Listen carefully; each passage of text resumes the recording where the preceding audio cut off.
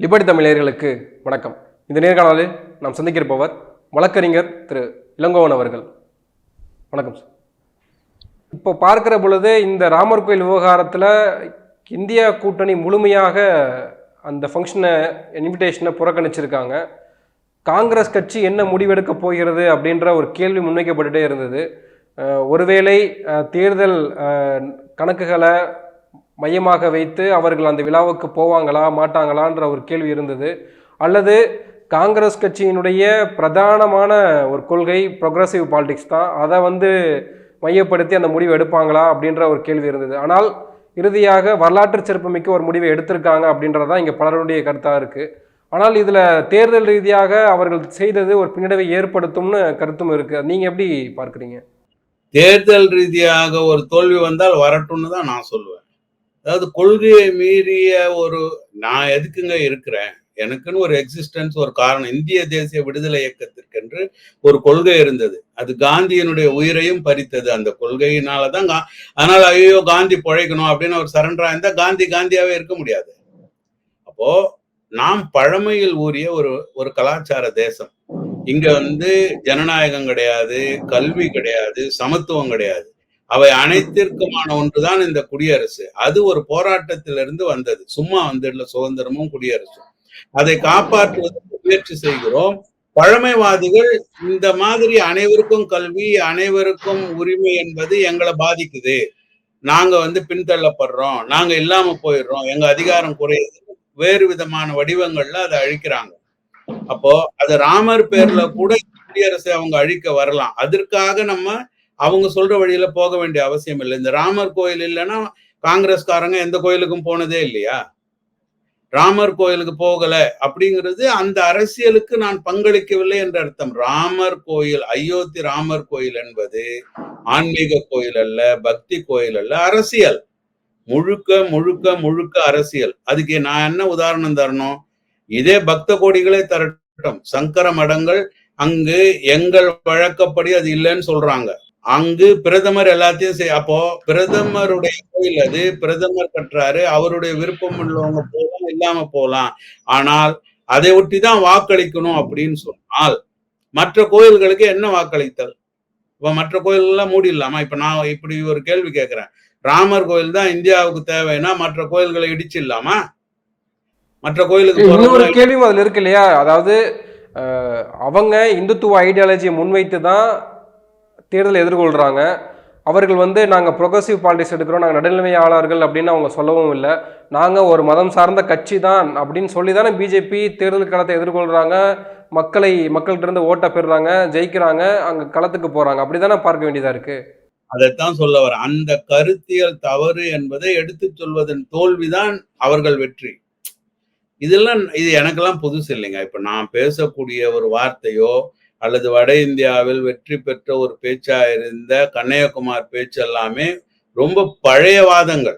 இந்த கடந்த 30 வருஷ வாதங்களே இல்லை. 1930 50க்குள்ளான ஒரு அரசியலைத்தான் நாங்க முன்வைக்கிறோம். நல்லா யோசிச்சு பாருங்க, இன்றைய அரசியலே இல்லை இது. அப்போ 1930 50 வரைக்கும் இந்திய கம்யூனிஸ்ட் கட்சி ஒரு யுனைடெட் பிளவுபடுவதற்கு முன்னான இந்திய கம்யூனிஸ்ட் கட்சி வைத்த பார்வையைத்தான் நம்ம முன்வைக்கிறோம். அதுதான் இன்னைக்கு மக்கள் மத்தியில ப்ரொக்ரெசிவா போகுது. ஆனால் அந்த கருத்தை கைவிட்ட அரசியல் கட்சிகள் தான் ஆஹா ஓஹோ RSS வளர்ந்துச்சுன்னு சொல்றாங்க. அல்ல, இது எஸ்ஏ டாங்கே காலத்துல சொன்னதுதான். நமக்கு மிகப்பெரிய எதிரியாக அமைவது RSS. அது பல்வேறு வடிவங்கள்ல அரசாங்கத்தின் தலைமையில கூட அமர்ந்திருக்கும்னு சொன்னாங்க அப்பவே. அதை நம்ம பார்த்தோம். நரசிம்மராவை பார்த்தோம், பிரணாப் முகர்ஜியை பார்த்தோம். அப்போ அது எப்படி நம்ம வென்றெடுத்தல் என்றால், காங்கிரஸ் கட்சியினுடைய முற்போக்கு கொள்கைகளை ஆதரிப்பதில் இருந்தும் சட்டத்தை போட்டுவிட்டு அதை செயல்படுத்தப்படாத பொழுது மக்களை திரட்டி போராடுவதில் இருந்தும் என்ற ஒரு கொள்கை போக்கை கடைபிடிச்சாங்க. என்றைக்கு அந்த கொள்கை போக்கில் இருந்து விலகி முழுக்க முழுக்க காங்கிரஸை அழித்தால் இந்தியா வென்றுவிடும் என்ற போக்கை இடதுசாரிகள் எடுத்தார்களோ, அந்த வழியிலேயே இஸ்லாமியர்களும் போனார்களோ, இந்தியா முழுக்க முழுக்க வலதுசாரிகளின் கண்ட்ரோலுக்கு வந்துச்சு. வேற ஒண்ணுமே இல்லை. இது நாம் விட்ட பிழைய ஒழிய அவர்களின் ஸ்ட்ரென்த் அல்ல. அதுலதான் இப்ப இருக்குது பிரச்சனையே. எனவே காங்கிரஸ் இப்பொழுது எடுத்த நிலைப்பாடு சரியான நிலைப்பாடு. அயோத்தி ராமர் கோயில் என்பதனுடைய அரசியலில் நாங்கள் பங்கு பெறப் போவதில்லை. அதை தாண்டி இந்தியாவின் ஒற்றுமையையும் ஒருமைப்பாட்டையும் மதச்சார்பின்மையையும் இந்த குடியரசின் தன்மையும் காப்பாற்றுவது எங்கள் இலக்கு. அதற்காக எந்த தியாகத்தையும் செய்ய தயார் அப்படின்னு இருக்கிற காங்கிரஸ் கட்சி தான் இந்த நாட்டை காப்பாற்ற இயலும். அது இன்னைக்கு அந்த காங்கிரஸ் கட்சி அப்படி இருக்கிறதா தான் நான் பார்க்கிறேன். இப்போ சனாதன தர்மத்தை குழி தோண்டி புதைக்கிறாங்க, அதுக்கு மாற்றாக செயல்படுகிறார் பிரதமர் மோடி அப்படின்னு சொல்லி 4 சங்கராச்சாரியார்கள் சொல்றாங்க. இது முறைப்படி இல்லை, கட்டி முடிக்காத கோயிலுக்கு ஏன் இப்பவே கும்பாபிஷேகம் நடத்தப்படுது அப்படின்ற கேள்வியை முன்வைக்கிறாங்க. குறிப்பாக ஒரு சங்கராச்சாரிய சொல்றாரு, அவர் திறப்பார், நம்ம போய் கைதட்டன்னு எதிர்பார்க்குறீங்களா அப்படின்னு கேட்குறாரு. இது பிஜேபியினுடைய அரசியல் லாபத்திற்காக நடத்தப்படுகிற ஒரு நிகழ்வு தான் அப்படின்னு அவங்க சொல்றாங்க. நீங்க அதை எப்படி புரிஞ்சுக்கிறீங்க? சங்கராச்சாரியர்கள் ஒரு புறம் சனாதன தர்மத்தை காக்க வேண்டும்னு சொல்றாங்க, ஒருபுறம் அதுக்கு மாற்றாக பிஜேபி இப்படி ஒரு செயல்பாட்டில் இறங்குறாங்க. ஆனா இதில் மக்கள் எப்படி வட இந்தியாவில் பார்ப்பாங்கன்னு நினைக்கிறீங்க? அவர் என்ன செய்யறாருன்னு பாருங்க. மோடி இப்போ தமிழ்நாட்டில் இது ஒரு ஆபத்தான ஒரு ப்ரொபோசிஷன். இது பொலிட்டிக்கல் சயின்ஸ் சார்ந்தது. நத்திங் டு டூ வித் ஏ அரசியல், பி அரசியல், திமுக ஆதரவு எதிர்ப்பு கருத்து அந்த மாதிரி, அல்லது பிஜேபி ஆதரவு எதிர்ப்பு கருத்துன்னு இல்லை. RSS ஒரு இடத்துல வேறு ஒரு அரசியலை கொண்டு போறாங்க. அது என்னன்னா, பிற்படுத்தப்பட்டோரை உயர்த்தி பிராமணர்களை ஒதுக்கி அப்படிங்கிறது ஒரு ஃபார்முலா. அந்த ஃபார்முலாவை தமிழ்நாட்டில் வெகு ஸ்ட்ராங்கா கொண்டு வராங்க. அதனுடைய அடையாளம் தான் அண்ணாமலை, அதனுடைய அடையாளம் தான் H. ராஜாவை ஒதுக்கிறது, SV சேகரை ஒதுக்கிறது, நாராயணன் திருப்பதியை ஒதுக்கிறதுன்னு எல்லாரையுமே ஒதுக்கிறது. ஆனால் அரசியல் என்னமோ RSS அரசியல், ஆனால் அதை இயக்குவது யாருன்னா நான் பிராமின்ஸ்.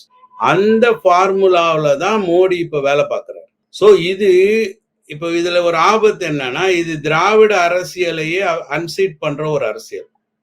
இதை நீங்க கவனிச்சீங்கன்னா இலங்கையில நடந்துகிட்டு இருக்கு. இதை யாருமே ஊடகங்கள் கண்டுக்கல. ஒட்டுமொத்த இலங்கை தமிழரை இந்துத்துவ அரசியல் கையில் எடுத்து வச்சிருக்கு. கலாச்சார பின்னணியில யாழ்ப்பாணத்துல ஒரு கலாச்சார மையம்னு தொடங்கி அது அங்க தொட்டு இங்க தொட்டு மட்டக்களப்புல போய் ஜல்லிக்கட்டு பாரம்பரியமா அங்க நடந்த மாதிரி ஒண்ணு நடத்திட்டு இருக்காங்க.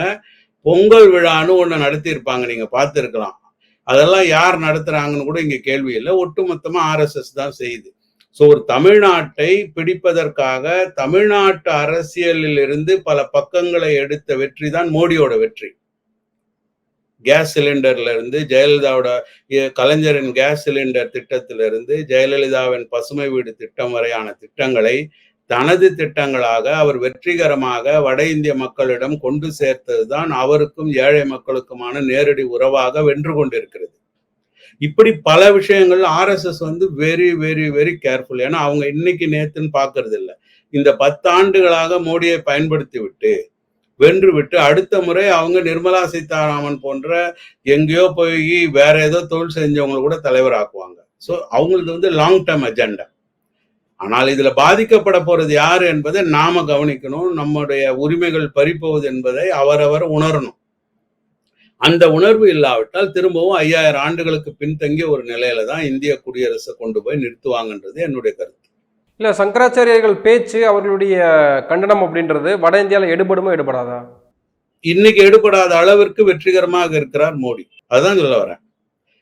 இது கிட்டத்தட்ட இது வேற மாதிரி யூனிவர்சிட்டியில டிஸ்கஸ் பண்ற ஒரு டைப்லன்னு பாத்தீங்கன்னா தமிழ்நாடு மாதிரி தான். பிராமின் இருக்கக்கூடாது. சேகர் பாபு மாறுங்க. சேகர் பாபு செய்யற அரசியல் என் பார்வையில் RSS அரசியல். ஆனா திராவிட முன்னேற்ற கழக பார்வையில இல்ல. இது நாங்க இந்து அறநிலையத்துறை இந்து மக்களுக்கு தான் செய்யறோம் அப்படிங்கிற சொல்ற ஒரு தன்மையில. ஆனா அதனுடைய நெட் ரிசல்ட் எங்க போகும் என்பது அனுபவப்படுறவங்களுக்கு தெரியும், கருத்தாளர்களுக்கு அது தெரியும். இப்போ சேகர் பாபு செய்யற அறநிலையத்துறை பணியை தான் பிரதமர் செய்யறாரு, அவ்வளவுதான். இப்ப நான் செஞ்சா தீட்டா அப்படின்னு நீங்க பங்காரு அடிகளை கொண்டாடினீங்க இல்லைங்களா? பிராமணர் அல்லாத மற்ற எந்த வேலையும் அவர் செய்தால் பாராட்டினீங்க. அந்த வேலையை தான் பிரதமர் செய்யறாரு. ஏன் பிரதமர் இப்ப நீங்க திராவிட கருத்தியல் படி பாருங்களேன், என்ன பண்ணுவீங்க? நான் சங்கராச்சாரியார் தானா, உனக்குதான் எழுதி வச்சிருக்கா, எனக்கு என்னன்னு அவர் காட்டுறாரு, அப்ப பாராட்டுங்க. அப்படிப்பட்ட ஒரு நிலைமைக்கு கொண்டு வர்றாங்க. அப்போ சங்கராச்சாரியார் பின்னாடி தான் மக்கள் இருக்காங்கன்றதுலாம் இல்லை. அதெல்லாம் இன்னைக்கு தேதிக்கு ஒரு பக்கம் காஸ்ட் சென்சஸ் மற்ற விஷயங்கள், ராகுல் காந்தி பிற்படுத்தப்பட்ட மக்களுக்கான அரசியலை பேசினது, இது அன்சீட் பண்ணி ஆகணும்ன்றதுனால இந்த வேலையை செய்யறாங்க. இதை மேக்கப் பண்றதுக்கு மறுநாள் சங்கராச்சாரியாரை வச்சு அவங்களுக்கு என்டார்ஸ் பண்ற வேலையை அவங்க எப்பவும் பண்ணிப்பாங்க. இவ்வளவு தூரம் அண்ணாமலையை தவறா பேசுற எஸ்.வி. சேகரோ இல்ல அவர் பின்னாடி இருக்கிற 5 லட்சம் வாக்காளர்களோ அவரோட கூற்றுப்படி எதிர்த்து வாட்டு போட்டு சொல்லுங்க பாப்பா அண்ணாமலைக்கு, தேவையான போது பேச்சப் ஆயிப்பாங்க. சோ இது ஒரு அரசியல் தந்திரம். இந்த அரசியல் தந்திரம் தமிழ்நாட்டின் திராவிட அரசியல் தந்திரத்தை RSS உணர்ந்து பிஜேபியில மோடி தலைமையில அதை செயல்படுத்துதுன்னு நான் கருதுறேன்.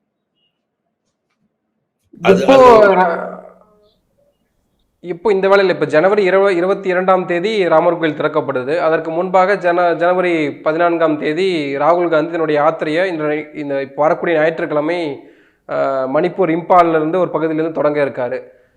இது ரெண்டுமே எப்படி போகும்னு நினைக்கிறீங்க? அதாவது ஒரு பக்கம் ராகுல் காந்தி யாத்திரையை தொடங்குறாரு, இன்னொரு பக்கம் ராமர் கோயில் திறக்கப்படுது. யாத்திரை அப்படின்றது எதை அவர் நீதி கேட்டு நடைபயணம்னு சொல்றாரு, ஆனால் எந்த நீதியை அவர் பேச போறாரு, இல்லை இந்த ராமர் கோயில் விவகாரம்? அதான் இந்தியாவினுடைய சுதந்திரத்தையும் குடியரசு தினத்தையும் கான்ஸ்டியூஷனுடைய ஸ்ட்ரென்த்தையும் இன்னைக்கு தேதிக்கு அது எங்கு எப்படி பாதிக்கப்படுது என்பதையும் அந்தந்த ஊரில் உள்ள அன்றைய அரசியலை ஒட்டி ராகுல் காந்தி பேசிக்கிட்டு வருவார். அதுல கோவிலும் இருக்கும். இப்போ கோவிலை பொறுத்த மட்டும் கோவிலுக்கு நம்ம எதிரியா, இப்போ பராசக்தி வசனம் மாதிரிதான், கோயிலுக்கு நான் எதிரியா இல்லையே, ஆனா அங்க நடக்கிற அராஜகங்களை நான் தட்டி கேட்கிறேன் அப்படிங்கிற அந்த வசனம் தான் உங்களுக்கு அயோத்தி கோயிலுக்கு. அதை எப்படி நீங்க அந்தந்த மொழியில அந்தந்த மக்களுக்கு எடுத்து சொல்றீங்க அந்த நேரத்துல என்பதுதான் உங்களுடைய வெற்றி. அவ்வளவுதான். கோயில் இருக்கும். இப்ப என்ன நீங்க கம்யூனிஸ்ட் ஆட்சி நடந்த நாடா இருக்கட்டும், சர்ச்செல்லாம் இடிஞ்சா போயிட்டு, அப்படி அல்ல. உங்களுக்கு என்னன்னா கோயிலுக்கு போறவங்களை எப்படி பயன்படுத்துறாங்க. இப்போ ஒண்ணும் இல்லைங்க, சில விஷயங்களை மீடியா தரமாட்டேங்குது. இப்போ நீங்க உங்க உங்க உங்க லிபர்ட்டி தமிழ்ல இருந்து 10 பேர் கிளம்புங்க, வளர்ச்சி அடைந்த நாடுகளுக்கு போங்க, எத்தனை சர்ச்சு மூடி இருக்கு பாருங்க. எந்தெந்த நாடெல்லாம் அதிகமா வளர்ச்சி அடைந்தது நம்ம கனவு காண்றோமோ அந்த நாடுகளுக்கு போனீங்கன்னா சர்ச்சுக்கு போக ஆளே இல்லை.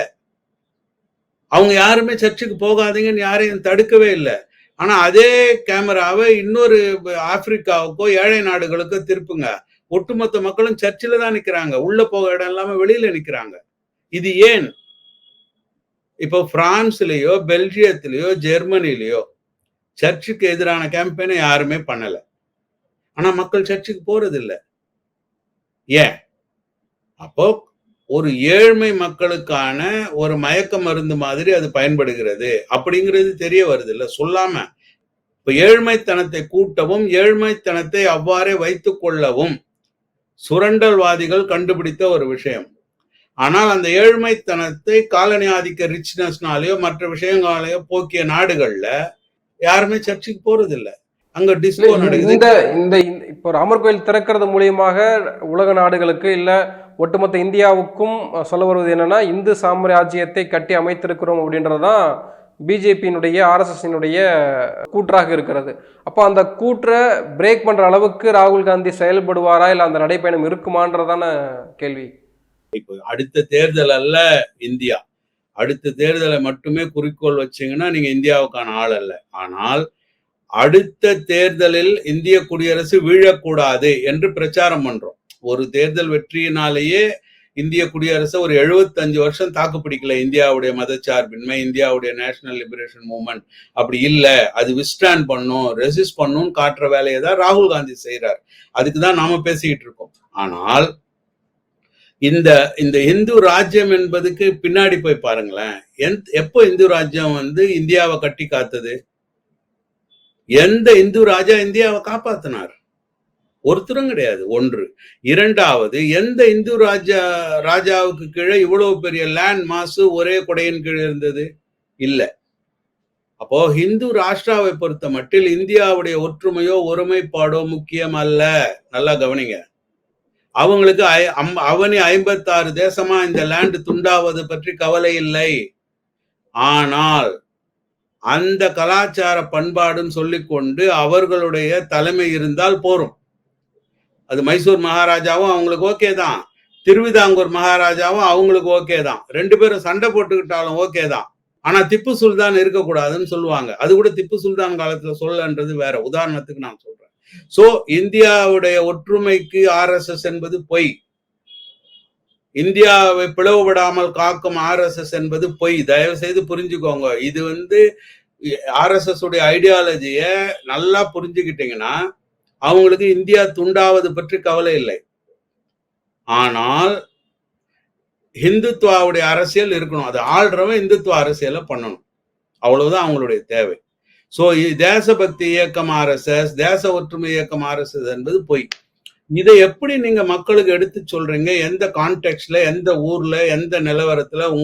இப்ப என்னுடைய ரீச் 50 பேரா இருக்கலாம், உங்களுடைய ரீச் 500 பேரா இருக்கலாம், ராகுல் காந்தியோட ரீச் 5 லட்சம் பேரா இருக்கலாம். சோ யார் சொல்றீங்க, எங்க சொல்றீங்க, எப்படி சொல்றீங்கன்றதை ஒட்டிதான் மக்களுக்கு நம்ம கொண்டு சேர்க்க இயலும். இப்ப நாம் கோயில் கூடாது என்ற ஆட்கள் அல்ல, கும்பிடக்கூடாது என்ற ஆட்கள் அல்ல.